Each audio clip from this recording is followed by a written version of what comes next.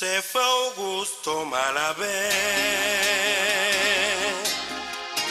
se marchó de Mene Grande. Los gomecistas cobardes le dieron muerte tal vez. Otros dicen que se fue comprado por el dinero. Fue el primer furgón obrero, después vino el 36. La clase obrera venezolana, al igual que la de todo el mundo, ha ligado el combate por las reivindicaciones gremiales a la lucha por la libertad, la igualdad y la democracia. Este amalgamiento es producto de la conciencia de clase, surgida en la resistencia y que, al contrario de la idea generalizada, no nace con la explotación petrolera. Adquiere con esta una mayor organicidad, regando el trayecto con sangre, presión y desaparecidos.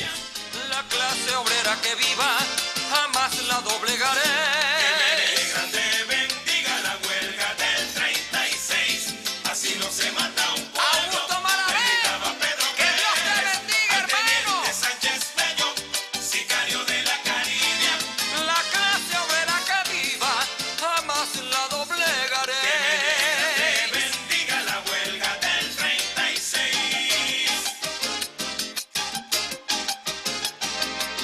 En el cine San Felipe tronó la fusilería, la sangre de los caídos enlutó la clase obrera.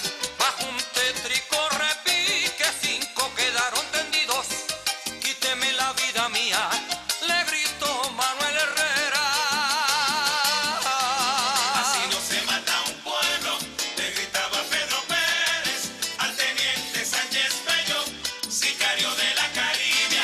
La clase obrera que viva, jamás la doblegaré. Que Mene Grande bendiga la huelga del 36. Y un Así merecido no se mata homenaje un pueblo, a los le gritaba caídos Pedro del Pérez al 36. teniente Sánchez Bello, sicario de la Caribe. La clase obrera que viva, jamás la doblegaré. Que Mene Grande bendiga la huelga del 36.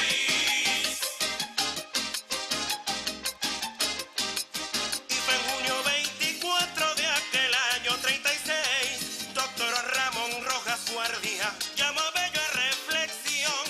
Le voy a dar un balazo, dijo el teniente con rabia. Nunca jamás venceréis la clase obrera en la unión.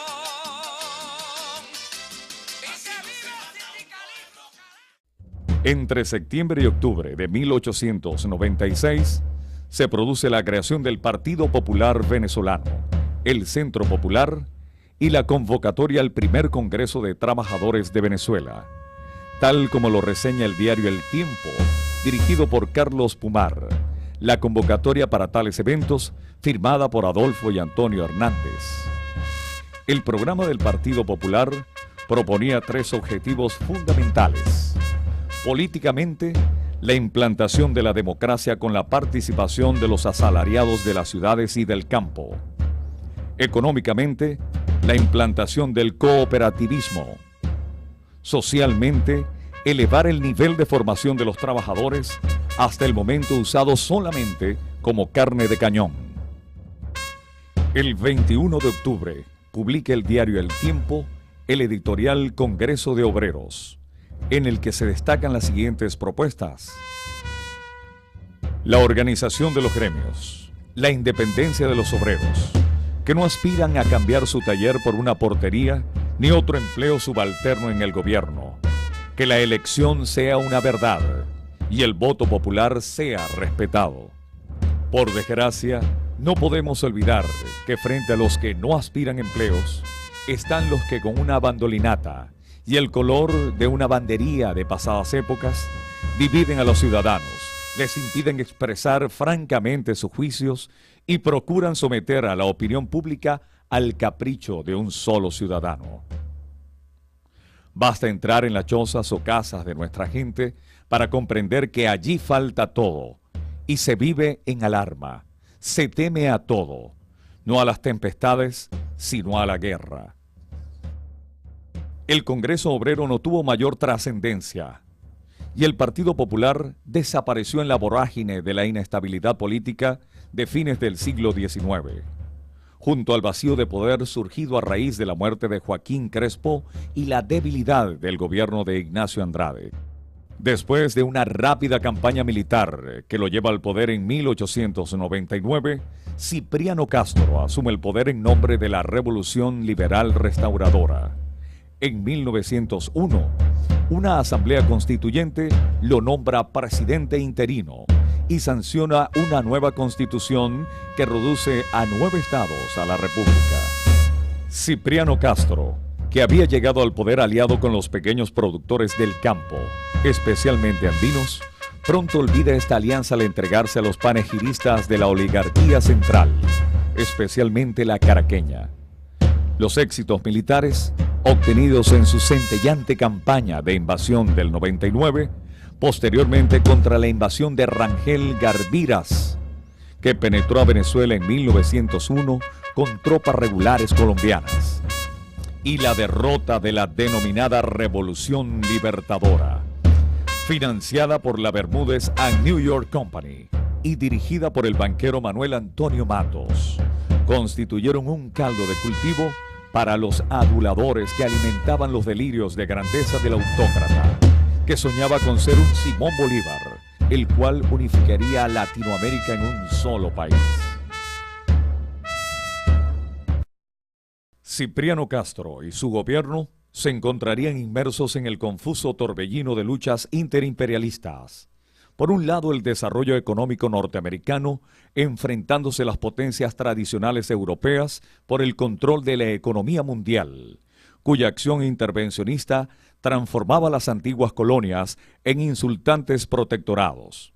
Por el otro lado, los afanes hegemónicos y coloniales de las naciones europeas, especialmente Alemania, Inglaterra, Italia y Holanda.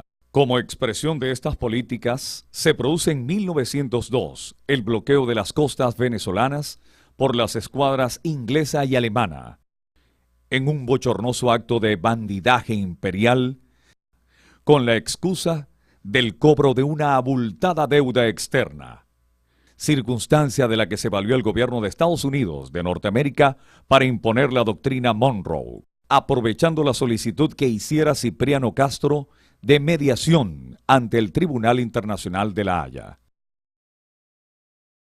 Venezolanos, la planta insolente del extranjero ha profanado el sagrado suelo de la patria. Un hecho insólito en la historia de las naciones cultas, sin precedentes, sin posible justificación, hecho bárbaro, porque atenta contra los más rudimentarios principios del derecho de gente, hecho innoble porque es fruto del contubernio inmoral y cobarde de la fuerza y la alevosía, es el hecho que acaban de realizar en la Rada de La Guaira hace pocos momentos las escuadras alemana e inglesa. Sorprendieron y tomaron en acción simultánea y común 3 vapores indefensos de nuestra armada que habían entrado en dique para recibir reparaciones mayores.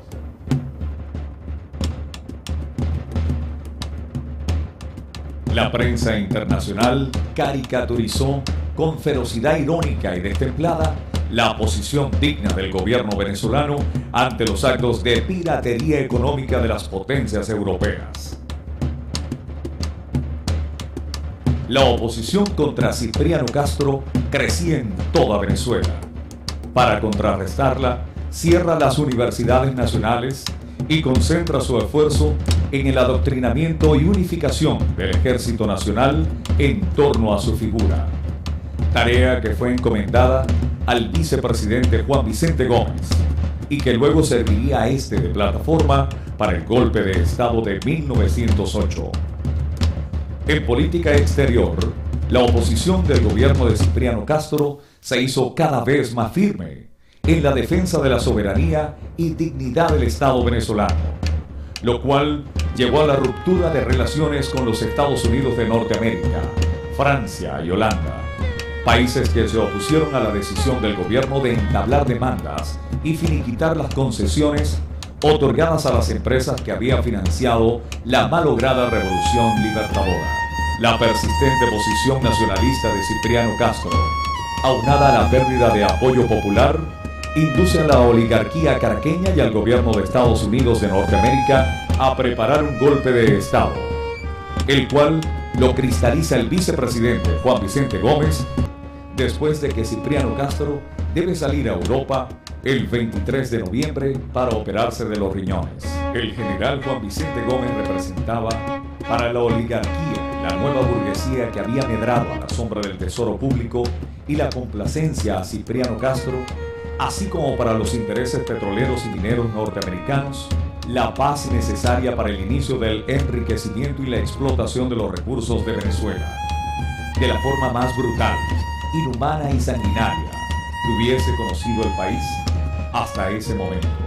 La Venezuela de la impiedad agrícola sería sustituida por nuevas formas, más violentas y sangrientas, implantadas por los regímenes tiránicos iniciados por Cipriano Castro y Juan Vicente Gómez.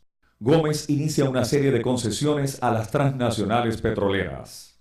En 1914, con la perforación y desarrollo del Sumaque 1 en el Cerro de la Estrella de Mene Grande, se inicia sistemáticamente la explotación petrolera. Los primeros 4 años de la larga noche de la dictadura gomecista, que habría de durar 27 años, fueron una mascarada democrática para la represión brutal que vendría luego, en los cuales el movimiento obrero venezolano, al lado de algunos intelectuales y estudiantes de la Universidad Central de Venezuela, darían una lucha sostenida por la libertad sindical, por la mejora de las condiciones de la calidad de vida de los hombres y mujeres de Venezuela.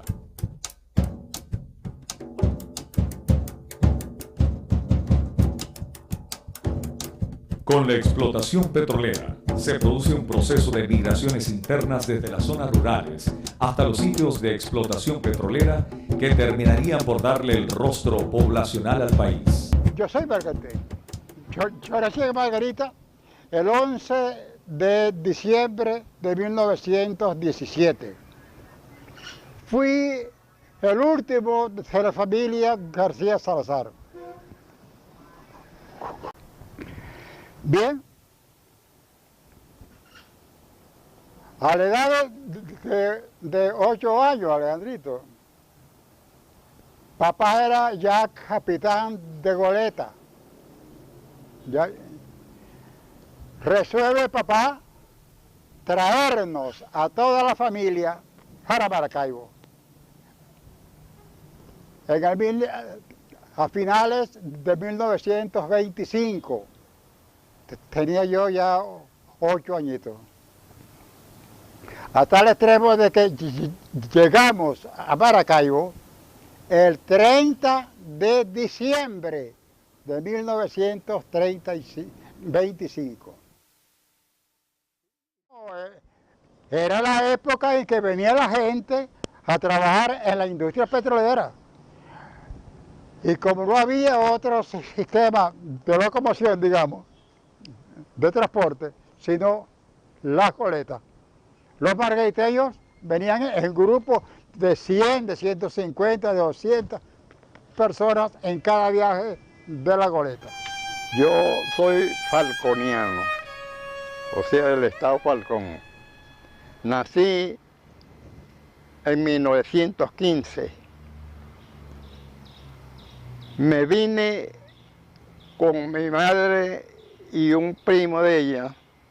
Nos vinimos para acá, para el estado Zulia, a pie, porque en esa época no se conseguía un carro por ninguna parte. No se conseguía para nada.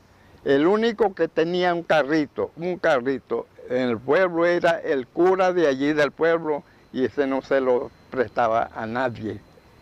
Eso no se lo prestaba a nadie porque era para hacer bien y bueno, es el único que tenía. Entonces nos vinimos a pie y vinimos caminando hasta Menamauroa, queda ya muy cerca del estado Zulia.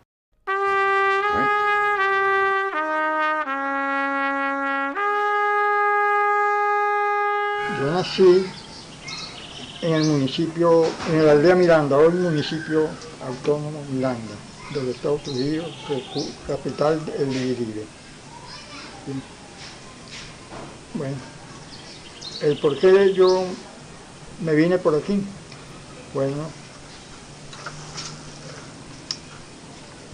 mi mamá, una mujer abandonada, se vino para acá conmigo y con mi hermana menor, llamada Yolanda Naranjo,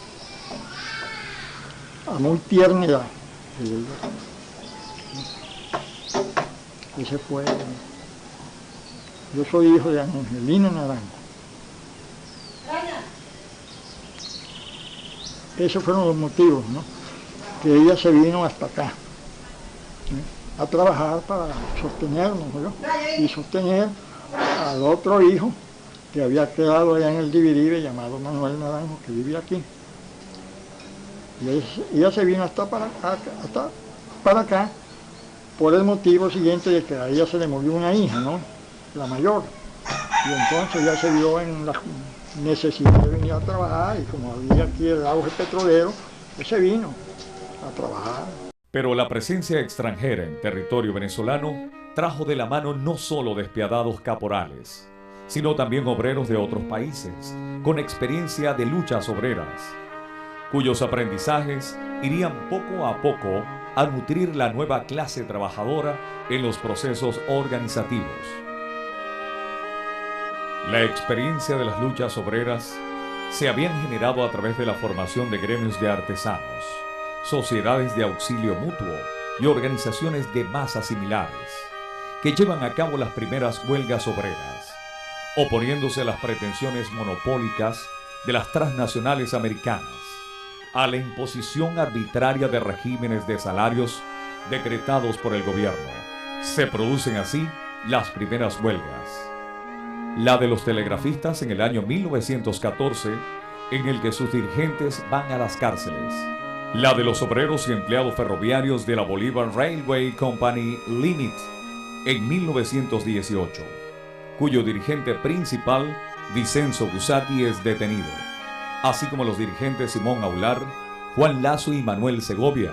Este último participará también en la huelga petrolera de 1925, dirigida por Luis Augusto Malavé. Como consecuencia del final de la Primera Guerra Mundial, se comienzan a reconocer por parte de las petroleras algunas de las conquistas logradas por el proletariado internacional, tales como el reconocimiento de las prestaciones causadas por la prestación de servicios. Sin embargo, las mismas eran violadas sistemáticamente por las compañías y aceptadas por las autoridades locales. Las condiciones de vida de los trabajadores petroleros se mantenían parecidas a la del esclavismo feudal, con pagos ejercidos con fichas y similares, así como prisiones locales a las que los obreros denominaron guacharacas. Después, cuando cumplí 15 años, vine y me eché el pantalón largo, ¿no? Allí llegaba el listero de la cuadrilla a tomar los nombres de los obreros. Llegaba todos los días. Yo entonces hablé con él y vine y me dejé el pantalón largo. Me preguntó, lo primero que me preguntó fue cuántos años tenía yo. No reportaban sino con 16 años. Yo dije, sí, yo tengo 16 años, no ves, yo tengo el pantalón largo y todo eso. Yo tengo el pantalón largo, yo tengo 16 años. Bueno, como no hay esos requisitos de sindicatos, ni partidos, ni nada de esas cosas, el hombre vino y me dio el reporte, me reportó, ganando una librita de oro también yo. Era algo abyecto. Por la causa más baladí, lo metían en la guacharaca, que eran 2 piezas de 2 metros por 3 cada una, donde había 3 cepos. El primer cepo era una plancha de hierro en el suelo, con esta forma de cepo, donde iba una pierna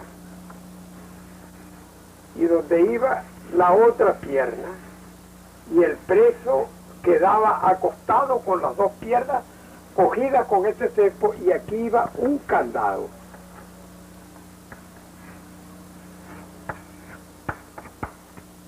Aquí quedaba una bisagra. Ahí lo metían y salía si alguien pagaba una multa. Después de 24 horas, si alguien pagaba una multa por ellos. Había un hombre que ese era su negocio. Pagaba las multas 30 bolívares, por esa multa cobraba 6 bolívares semanal, a 2 bolívares por cada 10, y esa multa se la debían a ese hombre toda la vida. Le daban todo el dinero que él pudiera coger y jamás pagaba esos 30 bolívares. Se moría el hombre debiendo los 30 bolívares.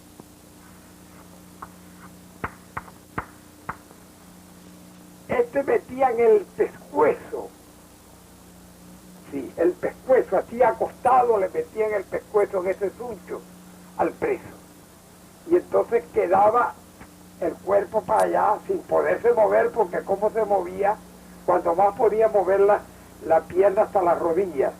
No podía moverse más porque se estropeaba con el hierro ese del aro, se estropeaba el pescuezo.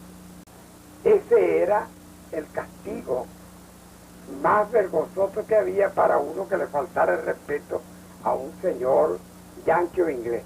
Esto que era la prisión de los obreros la llamaban la Guacharaca. Y era lo primero que hacía la compañía cuando llegaba a un campo virgen. Hacía las casas de los gringos y para los obreros la Guacharaca con los gestos.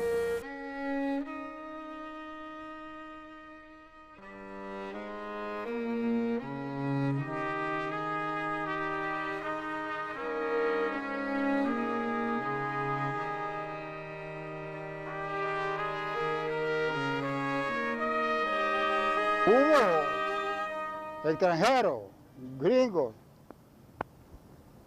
que eran dirigentes comunistas en Estados Unidos, que vinieron a Venezuela en la industria y de un modo camuflajeado ayudaron, es cierto, a la organización revolucionaria del obrero petrolero venezolano. Eso es cierto. Y también había influencia de esos obreros, pero también de algunos países latinoamericanos venían ya, esos no eran propiamente obreros, sino gente con tendencias socialistas, y casi todos los que venían de esos países latinoamericanos y penetraban clandestinamente, eso eran de tendencia comunista, marxista.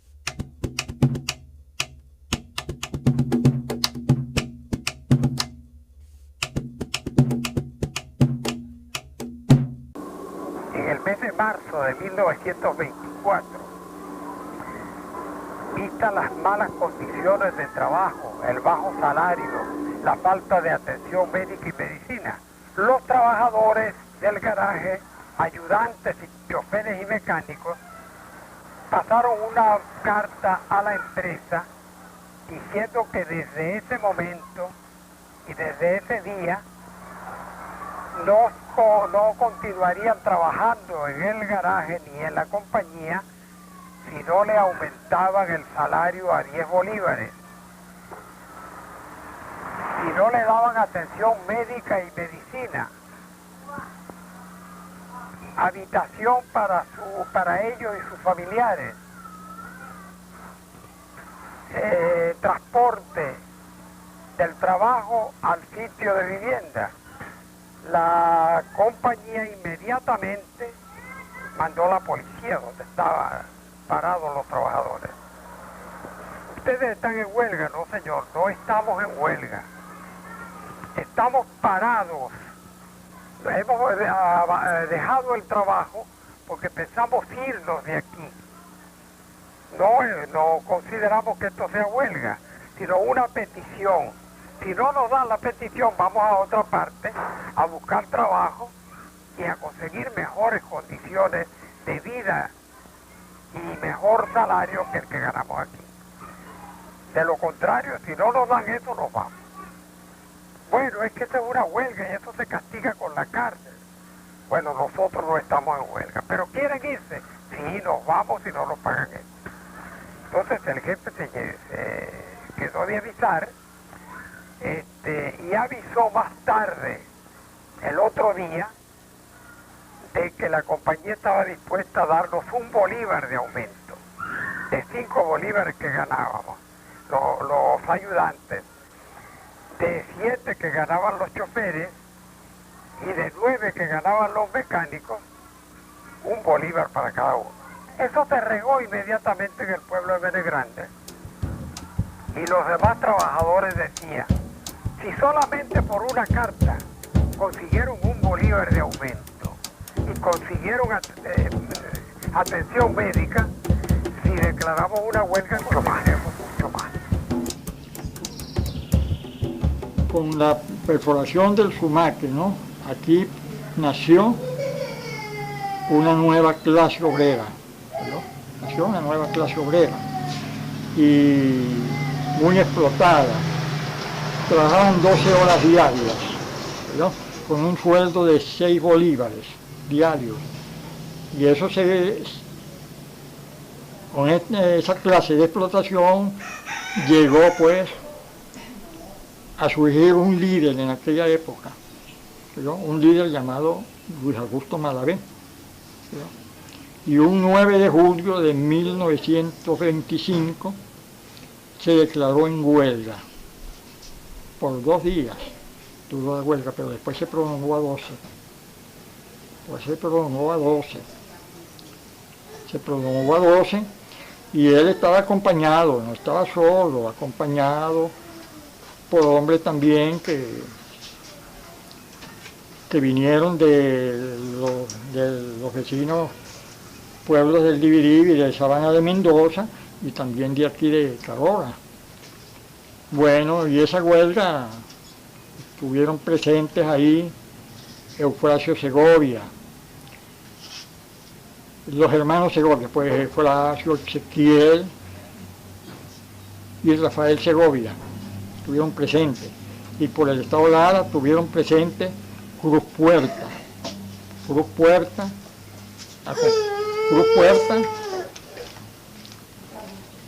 Juan Aldana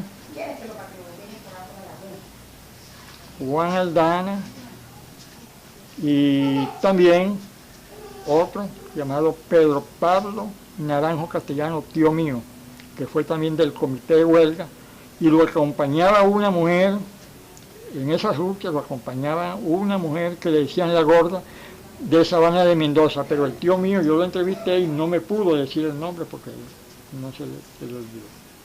Pero esa huelga, ¿no?, tuvo algo positivo, que se ganó 1 bolívar más, pasaron los trabajadores de 6 a 7 y consiguieron también a 9 horas de trabajo, porque se trabajaba 12 horas, ¿no?, sin hielito, sin agua ni nada. Bueno, ese fue un inicio, ¿no?, de lo que iba a suceder después. Gómez, el mal llamado Benemérito, muere en diciembre de 1935. Con su deceso se desata inicialmente una ola de violencia popular, porque no se tiraniza gratuitamente a ninguna población. Saqueos, ajusticiamientos, incendios son las primeras reacciones.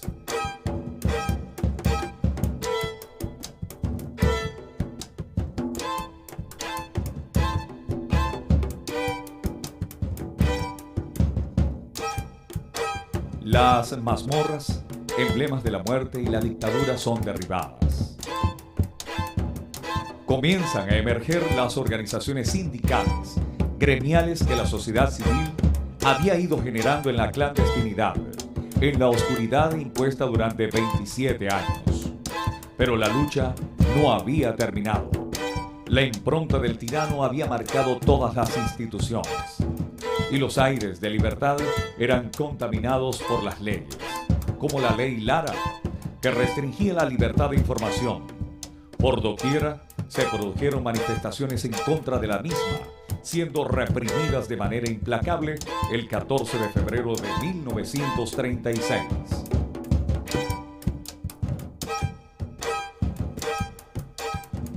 El 24 de junio de 1936, protegidos por las sombras, un piquete del ejército avalió a una asamblea de obreros petroleros, reunidos en el cine San Felipe de Mene Grande. Aquí estamos confundidos, ¿no? Creen que fue una huelga el 24 de junio. No. Esa fue una asamblea, en donde habían trabajadores petroleros, una asamblea, y entonces ahí hubo la masacre de los muertos del cine, donde estaba el señor Manuel Antonio Herrera como presidente del sindicato, y lo acompañaban la directiva, que eran Chino León, Pedro Félix Ola, Justo González, un dirigente cubano, Justo González, y Saturnino Mijares, y otras personas, ¿no? Estaba ahí, yo era muchacho, yo estaba ahí. Eso fue como a las 9 de la noche. Y según cuentan que el teniente Enrique Sánchez Bello se lo llevaron hacia la Estrella y lo emborracharon, ¿no?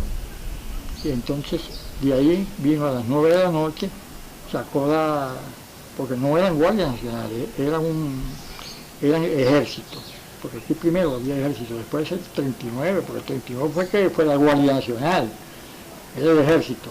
Entonces el ejército llegó y disparó, sin previo aviso, sin nada, ¿no? En donde hubieron 3 muertos petroleros, fueron los que hubieron ahí. Pero no hubieron 5 muertos, como dicen. Los otros pasaron a la historia porque también murieron, ¿no? Que fueron Oropesa, Pedro Pérez y Jesús García.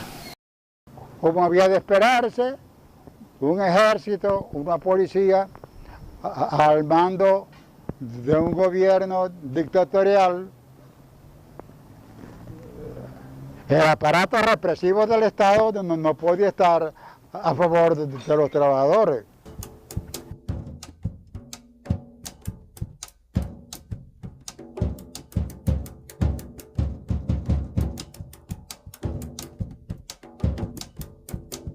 En el 36, Gómez muere en el 35 de diciembre. Inmediatamente en enero del 36, ya yo era marino de ese barco. El viejo Taborda empieza a insinuarnos, no solamente a mí, sino a todos los marinos de ese barco, para formar el primer sindicato de trabajadores petroleros de Maracaibo, a principios del 36. Y fue así que a finales de enero del 36 nos reunimos en una casa aquí en la Cañada del Cacaíto, un grupo de trabajadores de la Caribe, y formamos el primer sindicato petrolero de Maracaibo. Es así como empezamos a preparar el pliego de peticiones para tratar de mejorar nuestras condiciones de trabajo, donde pedíamos aumento de sueldo, asistencia médica, escuela para a los hijos, los trabajadores, etc.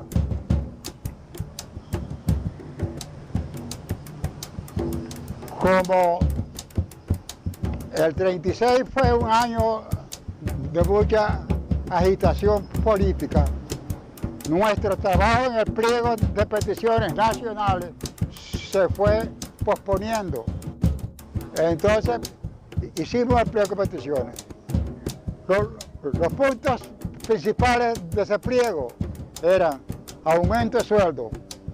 El sueldo mayor que había en la industria era de 5 bolívares diarios.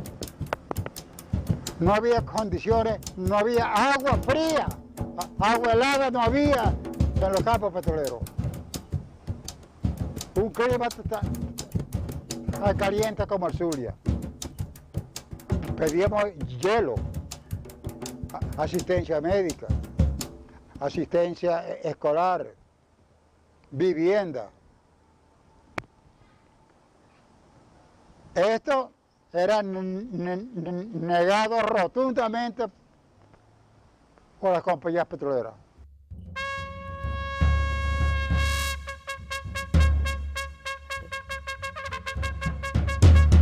Fue una huelga netamente económica, empezando. ¿Por qué? Los trabajadores petroleros a escala nacional, en los campos había una discriminación fatal. Los gringos, los jefes, vivían en sus casas aparte, custodiados, cercados con alambre, vigilados por lo que llamaban guachimanes. Los venezolanos no podían entrar a donde estaban los gringos.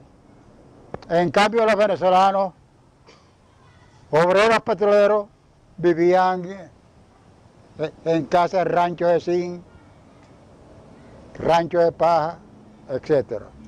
Esa huelga fue política porque él era en contra del gobierno de Eleazar López Contreras. Pero usted sabe, hay que decirlo, la habilidad del comunista, ¿sabe? Esa huelga fue dirigida por los comunistas. Aquí la dirigió Mayobre, la dirigió Jorge Saldivia Gil, llevaba el nombre de Roy. ¿Oyó? La dirigió Leovigildo Valles, local. Sí, puede ser también eso, ¿no? Que hubo parte en lo económico, pero también hubo parte en lo político. ¿Oyó? Para aquella época, ¿no? El trabajador, mire, habían casas de, como lo dije yo antes, ¿no? De 3x3, pero eran completamente de zinc. Y me recuerdo bien que vino un ministro de fomento, Néstor Luis Pérez, y un trabajador de esos trabajadores de Sonora, que está agresivo, fuerte, llamado Francisco Cabrera, lo agarró de la mano y lo llevó. Le dijo, mire ministro, venga para que vea cómo vivimos nosotros los trabajadores petroleros. Cuando aquel hombre entró, me dijo, no, chico, estos son hornos crematorios, ¿no? En el 1937, en enero, López Contreras dicta aquel célebre decreto ordenando el cese de la huelga. De un plumazo echó por tierra todo nuestro trabajo de lucha de 45 días. ¿En qué condiciones venía el decreto? Nos concedía aumento de 1 bolívar diario. Nosotros pedíamos 5. El decreto nos dio 1 bolívar diario. Ordenaba a las empresas darnos hielo. Una gran reivindicación. El hielo para los trabajadores. Ordenaba estudiar la posibilidad de construir los campamentos de trabajadores. Es así como, por ejemplo, en Lagunilla empiezan a construir los célebres campos de Campo Rojo, de Campochel, etc. En San Lorenzo empiezan a trabajar en los campos petroleros, etc.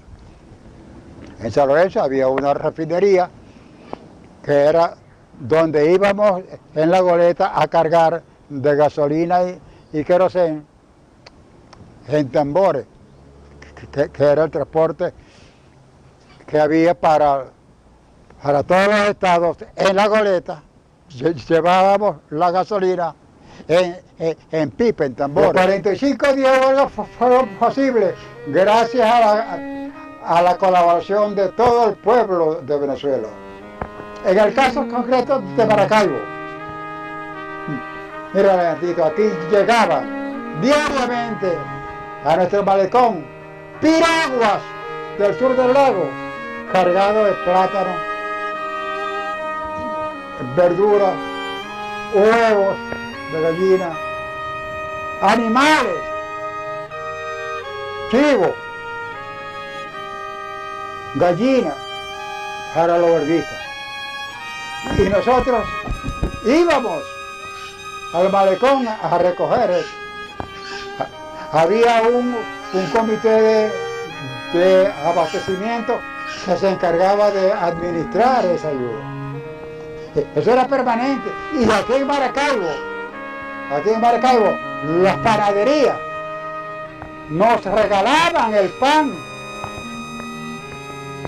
Llegaban a los locales sindicales camionetas, burros cargados de sacos de pan, de colaboración del pueblo. Si no hubiera sido posible soportar 45 días de huelga. Ahí participaron las mujeres, haciendo comida, buscando recursos y todo aquello, ¿no? Iban a Caracas, gestionaron allá para llevar a los niños de los obreros petroleros a vivir allá, ¿no? Que muchos fueron, no solamente de aquí fue un lote, ¿no?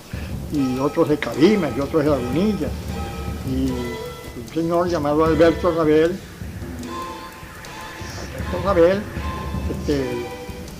tuvo muchos muchachos de aquí de Menelandia, en su casa y al asilo, no sé, ¿no?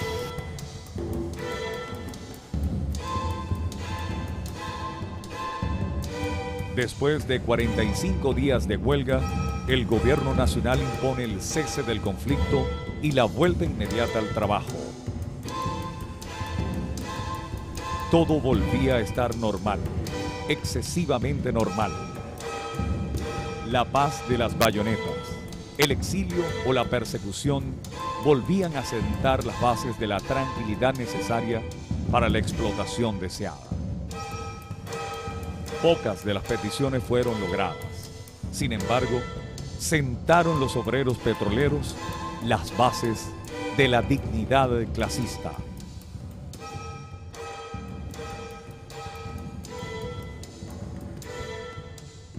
Nuestros jefes gringos reconocieron el valor y la capacidad de combate de los obreros venezolanos.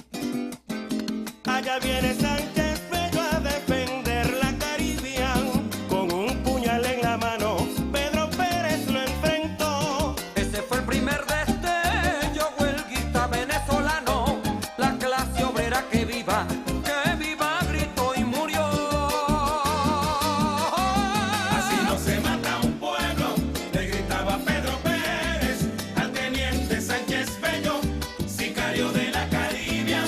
La clase obrera que viva, jamás la doblegaré.